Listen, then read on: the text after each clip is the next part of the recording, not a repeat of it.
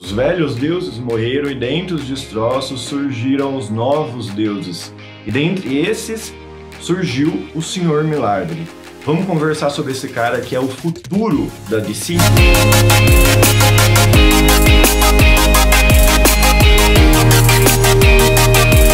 Eu sou o Márcio Júnior, esse aqui é o Projeto Inocente e hoje a gente vai conversar um pouquinho, bem rapidinho mesmo, sobre o Senhor Milagre, um pouquinho sobre a origem dele, sobre o seu criador e sobre a importância do Senhor Milagre aí para as próximas histórias dentro do universo da DC. Bora lá? Ó, eu sei que o Senhor Milagre não é algo recente, mas eu vejo que ele tem muito futuro agora nesse novo universo nos cinemas e eu acho que seria encantador realmente vê-lo nas telas, porque assim, o Senhor Milagre, embora ele seja um super herói, ele tem superpoderes, ele é muito humanizado e assim, eu vejo que temos muitos motivos para querer que ele vá ali para o universo expandido da DC. Bora então conversar sobre ele, eu vou explicar um pouquinho sobre a origem dele, porque aí vocês vão entender a importância desse cara, tá? E depois a gente vai conversar um pouquinho sobre o criador dele, eu sempre bato na tecla sobre esse criador dele, mas vamos lá, tá? Ó, o Senhor Milagre, eu vou contar bem do início mesmo, antes dele nascer, que realmente os velhos deuses morreram. Os deuses que a gente conhecia, eles morreram, tá? Morreu. E aí, dessa catástrofe surgiu a Nova Gênese e Apocalipse. Eu creio que vocês já conhecem Apocalipse, eu tenho quase certeza absoluta disso, porque Apocalipse é o planeta natal do Darkseid. Darkseid eu sei que vocês conhecem, mas ali na Nova Gênese e Apocalipse, no caso, são planetas antagonistas, igualmente poderosos, né? Os habitantes e tudo mais são igualmente poderosos, mas são antagonistas, são distintos em relação à natureza. Então Apocalipse aí a gente pode falar que é do mal e Nova Gênese é do bem. Isaia, o Deus Supremo, né, o Pai Supremo, o Pai Celestial, é o que governa Nova Gênese e o Darkseid é o que governa ali Apocalipse. Tá, mas por que eu tô falando isso? Porque a gente também conhece, referente ao Darkseid, a pegada dele ali de procurar sem descanso a equação antivida.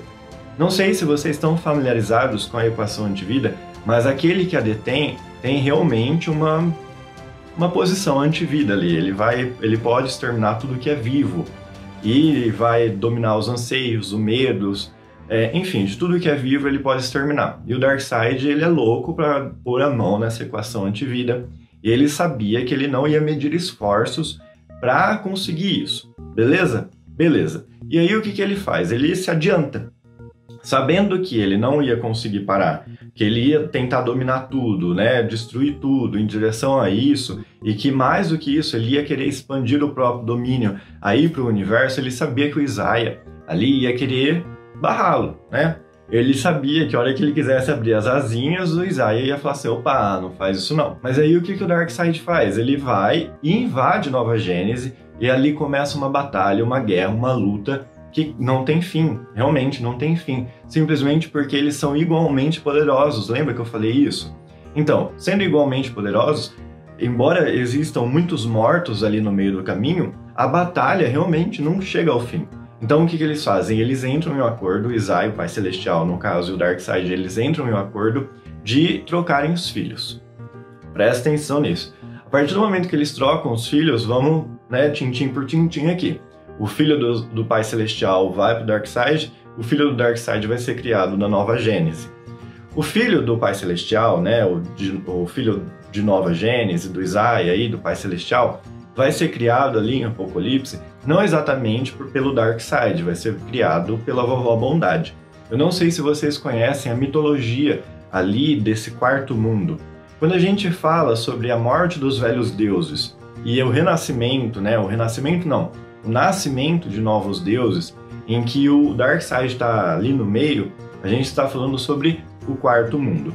Mas eu vou explicitar isso mais na frente, tá? E aí, a Vovó Bondade é quem cria os guerreiros. Não exatamente cria com bondade, porque de bondade ela não tem nada, mas ela vai endurecendo essas criaturas, né? Ela vai endurecendo essas crianças, esses adolescentes, esses adultos, tornando-os malignos conforme ela vai os criando.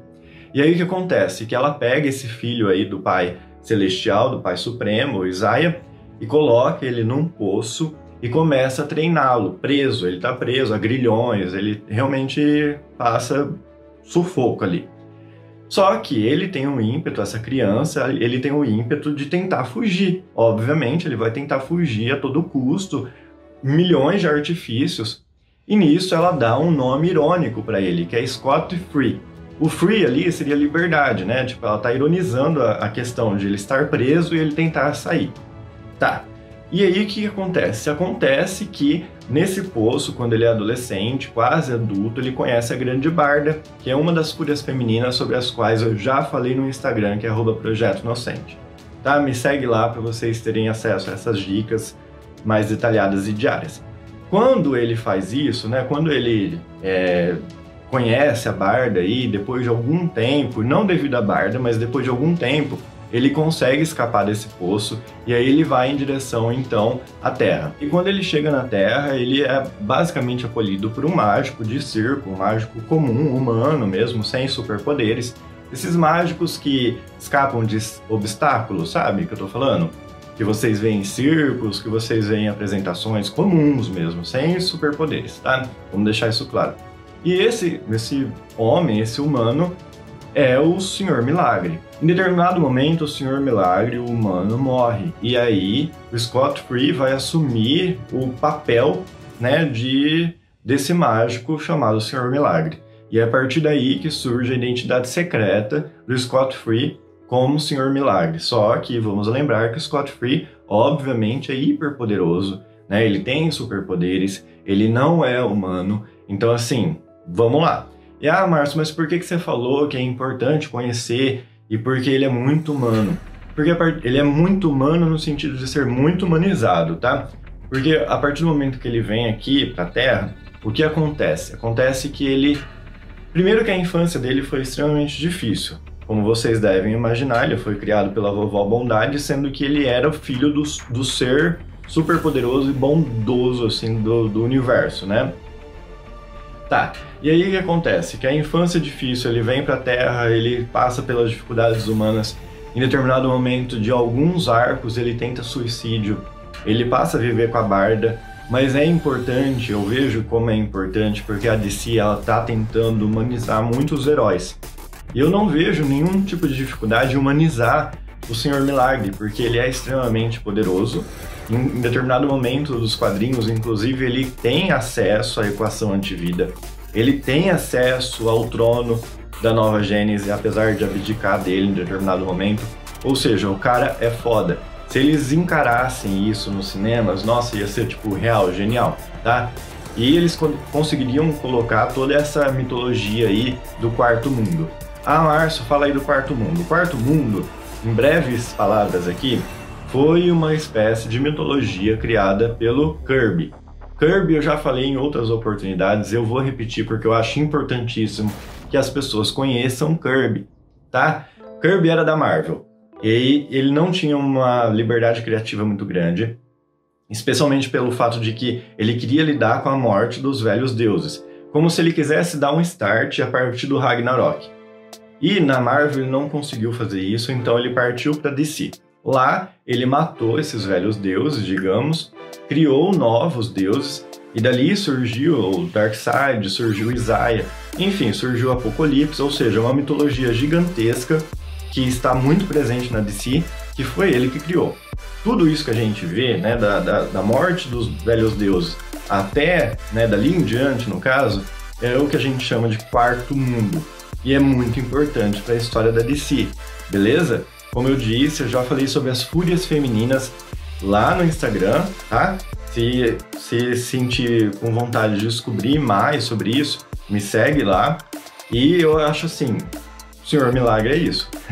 Era só isso mesmo. Era só para falar sobre a origem, só falar sobre a importância e que eu espero vê-lo no cinema, beleza? Mas eu vou trazer outros arcos aqui falando sobre o Senhor Milagre. Mas como eu sei que ele não é muito conhecido, falei assim, não, vou fazer uma apresentação, né? Já dar uma estabelecida aí no diálogo, para que, né, os próximos diálogos sejam mais simples, os arcos sejam mais fáceis da gente conversar. beleza? Mas ó, se inscreve aqui no canal, ativa o sininho, já deixa seu like e a gente se vê nos próximos vídeos. Até mais!